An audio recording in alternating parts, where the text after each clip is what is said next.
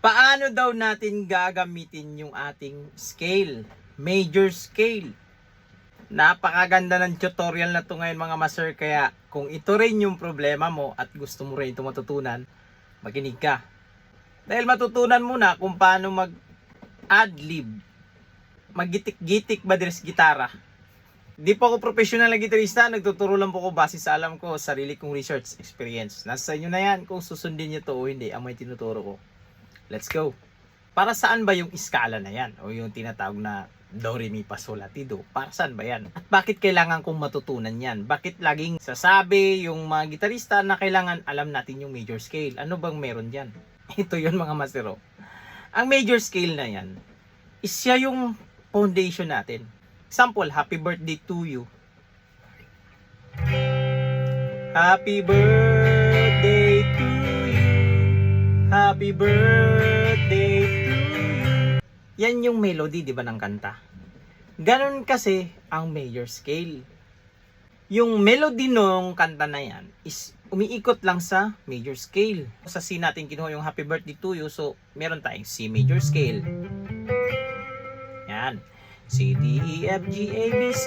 At take note mga master, hindi lang nagtatapos dito yung C major scale natin kasi meron pa rin tayo dito. Lahat ng yan is maa-access natin depende sa kung ano yung ibigay ng kanta. Yung ibig kong sabihin, kung merong mga high notes na kagaya nito, Lady, what you say, man?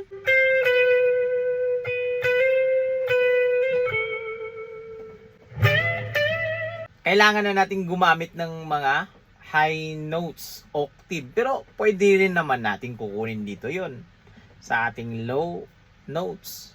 Depende nga kasi ang melody is depende kung ano yung ibibigay ng kanta. So sa happy birthday to you, meron tayong C major scale. Yan, dalawang octave na to mga master. Pag titignan ko yung mga nota niya is nandoon lang umiikot sa C major scale. Tingnan nyo. G, G, A, G, C, B. G, G, A, G, D, C. G, G, G. Yan, kasi octave niya. G, G, G. Pag hindi ko sinunod, sintonado. Example na lang, gagawin ko G, G, A, G, C, A. Oh. Layo, di ba? Yung mga kanta is meron talaga yang exact na nota na nandoon mismo sa ating kanta na akno. Kaya nga pag merong key of G, so key of G, sa G natin kukunin yung kanyang scale.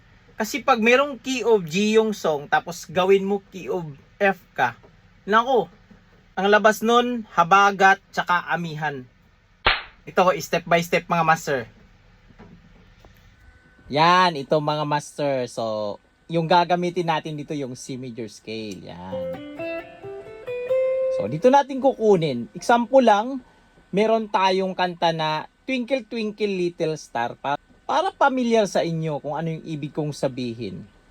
So, ang unang step na gagamitin natin mga master para ma-insert natin yung ating mga scale is susundan natin yung ating skala sa pamamagitan syempre ng ating boses at mapakinggan talaga natin siya. C, D, E, F, G, A, B, C. Hindi lang ganito. C, D, E, F, G, A, B, C. So, hindi mo siya kinakanta. Ina-identify mo lang yung mga notes. Hindi kinakanta yung mismong scale. Take note, yun ay pag-a-identify mo lang ng notes. Hindi mo talaga kinakanta. Kasi yung ating major scale is gagamitin natin sa kanta. So, ibig sabihin, magme-melody tayo. Lagi natin siyang kakantahin yung skala. So, ganito yung gagawin natin. C, D, E, F, G, A, B, C. Or yung pamilyar, Do, Re, Mi, Fa, Sol, La, Ti, Do. Then pabalikin natin, do, ti, la, su, fa, me, re, do. Ito yung ibig kong sabihin na kakantahin mo yung scale. So ulit-ulitin mo lang yan hanggang mamahay sa isip mo yung tunog. Do, re, mi, fa, sol, la, ti, do. Do, re, mi, fa, sol, la, ti, do. Then ang gagawin mo, bago-baguhin mo yung sequence. Hindi lang yung pagkakasunod na sunod-sunod na do, re, mi or yung ating scale. Do, re, mi, su. Yan. Do, re, mi, su. Nagets niyo mga master? Pwede rin hindi lagi sa do mag-start. Pwedeng sa me ka mag-start. Me, fa, su, do. Me, fa, su, re. At gagawin mo na naman yan sa paatras. Halimbawa, ito yung ating paatras. Do, ti, la, su, fa, me, re, do. Ngayon, ang gagawin ko, start ako sa ti. Ti, mi, fa, do, su, ti, do. Naka-resequence sila. Ulit-ulitin mo talaga yung scale na to mga master hanggang hindi ka na malito ba. Kumbaga, do, re, mi, fa, su, fa, me, re, do, ti, la, mi, fa, su, re, do. Yan, yung pinapakanta mo na yung skala. Hindi lang ina-identify yung mga nota. So, ito na. Twinkle, twinkle, little star. Yan. Twinkle, twinkle, little star, how I wonder what you are. So, yun na naman yung gagawin mo doon sa yung skala. So, ang gagawin natin, isa-isahin natin yung skala natin. So, ang melody kasi mga master is depende yan kung saan mag-start. Pwedeng mag-start sa third, yung kanta, yan. Pwede ring dito sa fifth, depende yan. Kaya hanapin mo talaga siya. So, stick ka lang doon sa melody na twinkle, twinkle, little star. Ganon. So, twinkle, twinkle, little star. Example, ating ilagay dito sa E. Twinkle, twinkle, twinkle. O, di ba? Ang layo, di ba? So, start tayo sa re. Twinkle, twinkle. O, di ba malayo? Twinkle. Oh, okay. Nandito na tayo sa C. Twinkle. Then, hanapin natin yung mga notes. Halimbawa lang, sunod-sunurin natin. Twinkle, twinkle. O, di ba? Ang layo pag nasa D tayo. So, hindi yan yung kanyang melody.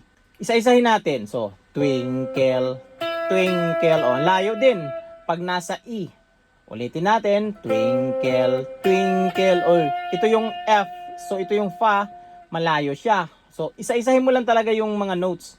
Ngayon, C. Twinkle, twinkle. Ah, okay. Meron pala tayong G. So, pala yung sunod nun. So, C, C, G, G. Oh, ngayon, hanapin mo na naman yung isang nota, yung little star. Tandaan mo, tumataas yung notes from galing sa C. Twinkle, twinkle, oh, tataas ka dapat, hindi ka kukuha dito sa baba kasi magsisintonado ka. Example, twinkle, twinkle, oh, layo, oh, binaba ko ng F. So, kukunin ko yung sa taas. D, C, G, G, A, A, oh, di ba? Nakuha ko yung twinkle, twinkle, little. Baba ako, star. Oh.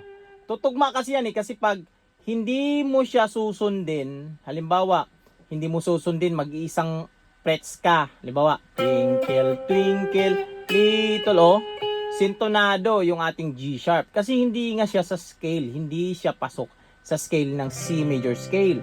Kagaya nito, gagawin ko twinkle, twinkle. Oh, ito ay G flat. So, sintonado. Kaya nga, susundan mo talaga yung mga notes dyan sa loob ng scale. So, ulitin na natin. C, C, G, G, A, A, G. Then, pababa yung mga notes natin. kukunin mo naman yung how I wonder what you are. So, hanapin mo lang din yun sa scale. Twinkle, twinkle, little star, how I wonder what you are. So, ito, makukuha mo na master dahil sa scale. Then, pwede kang mag-improvise dyan pag alam mo yung nota sa fretboard. Yung ibig kong sabihin, hindi ka lang nakatutok dito sa iisang template na to. Kumbaga, alam mo rin yung mga octave niya. Kasi yung anong ginawa natin dito na C, C, G, G, A, A, G, F, F, E, E, D, D, C. Susundan mo na yung mga nota doon, i-transfer mo yan dito sa ibang string, ito, low string. So, C, C, G, G, A, A, G, F, F, E, E, D, D, C. O, diba? Kahit dito ka pa pupunta, halimbawa, yung C, dito mo kukunin. Yan, may C tayo dito sa 10th fret ng ating D string. So, susundan ko lang din yung scala. Hanapin ko. So, ito na yon. C, C, G, G, A, A, G, F, F, E, E, D, D, C. Ngayon, dahil access ko siya, yung mga octave niya, so pwede kong gagawin to. C, C, G, G, A, A, G, F, F, E, E, D, D, C. Kahit hindi ko na sinundan ulit yung ginawa ko dito, inatras ko na lang yun sa isang string dahil alam ko yung scale kung saan. Yung mga notes. Kaya importante talaga hanapin mo yung mga notes. Para hindi lang stick ka dito sa template. Pwede mong gagawin dito. Twinkle, twinkle, little star, how I wonder what you are. So ngayon mga master, ito, interesting part na to. So ito na yun mga master, maglalagay na tayo ng backing track dito sa ating Twinkle Twinkle Little Star. Yan. I-insert na natin yung ating scala. Pero papakinggan natin kasi meron tayong backing track eh. So ang gagawin natin, kakantahin mo muna yung melody para mapamilyar ng ating daliri. Twinkle, twinkle, little star, how I wonder what you are. Gagawin mo yon. C major scale. Yan. So, ito na siya mga master, yung twinkle twinkle natin.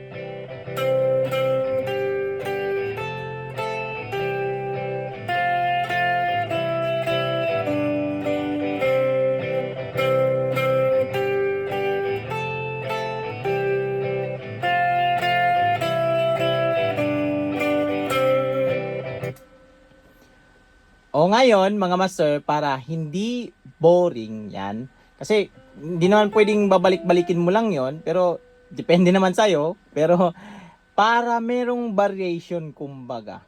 Try natin yung twinkle twinkle, pero sa kalagitnaan magbabago ako ng melody ko. So ito yun mga master, tignan nyo yung fretboard ko, ito rin yung nandito, yung indicator, yung mga tuldok dyan.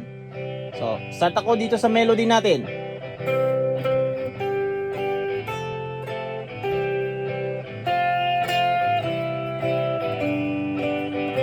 Ibahin ko.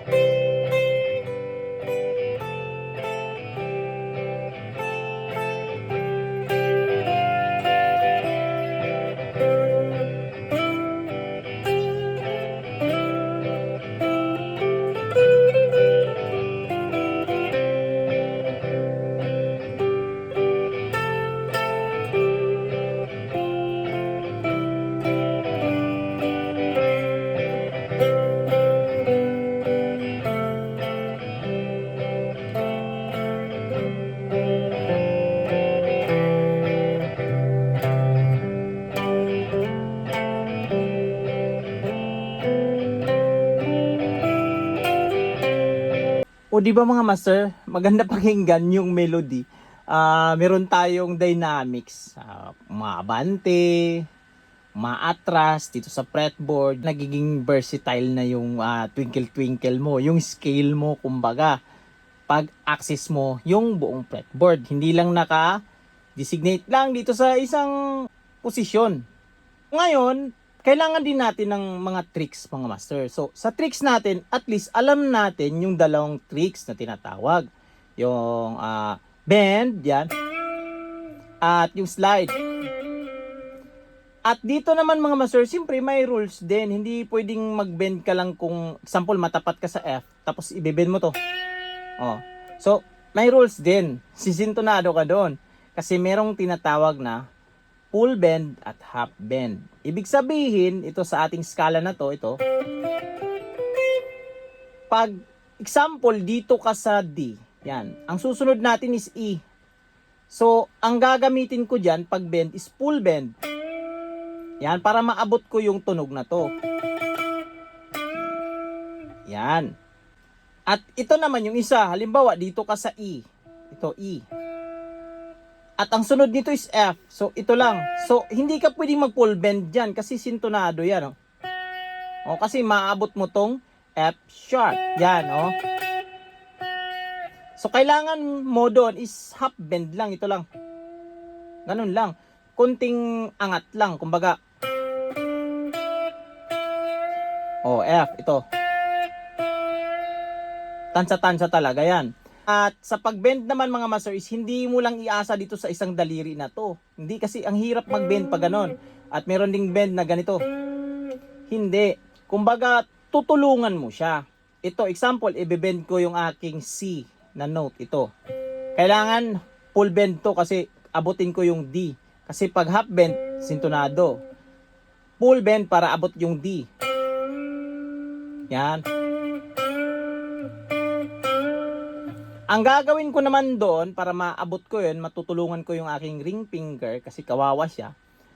Isang string ito, tatlo yung daliri. Kumbaga itong daliri na to, yung index at middle, is nandito rin sa string mismo ng inaapakan ng ating ring finger. Kumbaga tatlo silang magbubuhat. Yan, tutulungan ganun. At maganda rin mag-bend itong ating thumb dito sa taas. Parang nakapigil siya, kumbaga, nakalock. Hindi aarya yung ating daliri. Parang ganito siya. Yan. At yung motion ng bend is ganito lang. Ikutin mo lang yung rest mo. Ganon. Yan. So, alam nyo na yung mga master. Sunod, sa slide, ganon din. Hindi pwedeng mag-slide ka lang na ganito. Galing ka sa C. Tapos, slide ka ng ganito lang yan. Sintonado yan. Kailangan, ganun din. Meron din tayong yung half step, full step, ganon. So, pag full step, ganito. Tapos, half step, ganyan.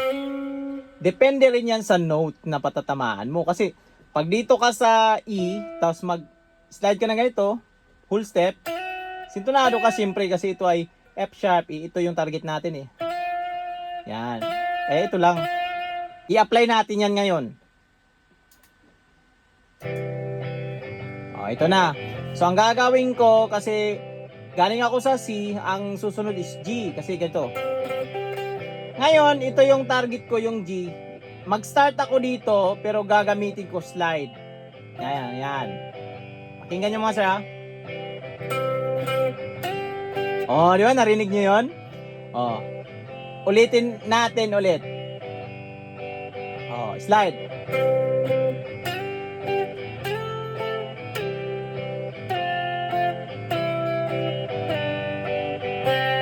O, di ba? Interesting na, di ba? Yung adlib mo may mga slide-slide na.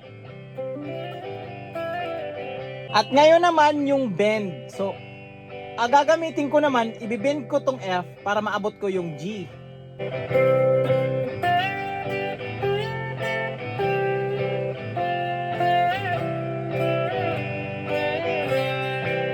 Di ba? Ganun na maging yung ating twinkle twinkle. Pag ipagsama na natin sila, meron tayong slide tapos bend.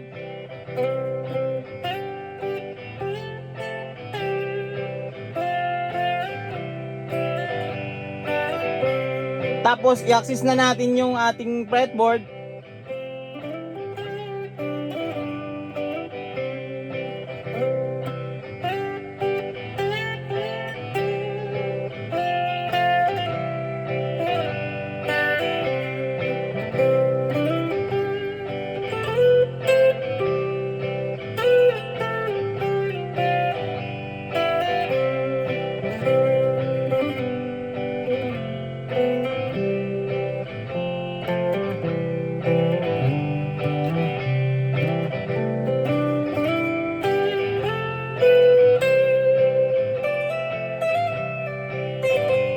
So yun siya mga master, ganun lang natin gagamitin yung ating major scale. Siyempre, mag-pick din tayo ng mga kanta na mga madali lang. Yan kasi isa kasi sa kamalian natin na hindi pa natin naunawaan yung major scale, gusto na natin adlibin yung Sweet Child. Pumupunta na agad tayo sa mahihirap, hindi pa nga natin alam yung basic, doon na tayo sa mahihirap. Ang ibig kong sabihin mga master, magpakadalubhasa muna kayo sa iisang scale lang, yung C major scale. Ibalik-balik mo yan. Huwag kang magsawa dyan hanggat hindi mo siya magamay. Kumbaga, yung ibig kong sabihin na gamay, kung ano yung iniisip mo or ano yung kinakanta mo, ibabato na ng daliri mo. Ta-na-na, ta-na-na, ta-na-na, ta-na-na, ta-na-na. Isa kasi to sa kamalian natin, yung multiple scale agad. Kailangan matutunan ko yung C major scale. Then pagkatapos nito, nag-isang bara lang ako ng C major scale. Okay, nagsawa na ako. Pupunta na ako sa D major scale. Nagsawa na ako. Dito naman ako E major scale. Yun yung ibig kong sabihin. Hindi kasi ganun mga master. Kasi yung ating tenga is naguguluhan kung ano yung key. Kasi bago-bago rin yung key nun Kaya nga C major scale, dalubhasa ka muna sa C major scale kasi mamamahay muna yung scale. Dapat mamamahay. Maririnig mo yung tinatawag na tonal center or yung center key. Yan. Kumbaga siya yung pinaka-key nung kanta. Yan. Di ba yung magbalik? Teng, teng, teng, teng, teng, teng, teng, teng. Ayan nasa E major scale yan. Example, start tayo sa low E. E major scale. Din meron tayong E dito, octave natin. E na naman.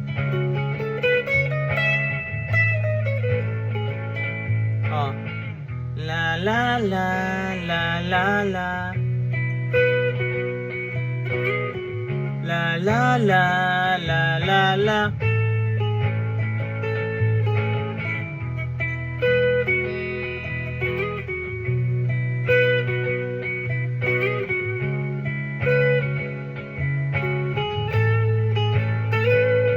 Then lalaruin ko siya.